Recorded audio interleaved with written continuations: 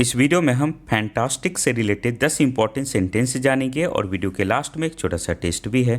Fantastic का मतलब होता है शानदार, बहुत बढ़िया या अद्भुत।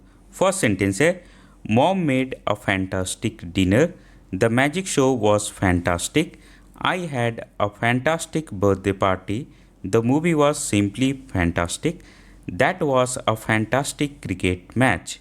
नेक्स्ट सेंटेंस है, she got a fantastic prize, he sang a fantastic song, we had a fantastic picnic, the weather is fantastic today, we had a fantastic time at the fair। अब आपके लिए एक छोटा सा टेस्ट भी है। Fantastic का हिंदी मीनिंग क्या होता है? दो ऑप्शन है, विशाल या शानदार। सही आंसर वीडियो के कमेंट सेक्शन में बताना है। इसी तरह के और भी वीडियोस के लिए हमारे इस YouTube चैनल को आप सब्सक्राइब कर लो। All the best for your upcoming exam.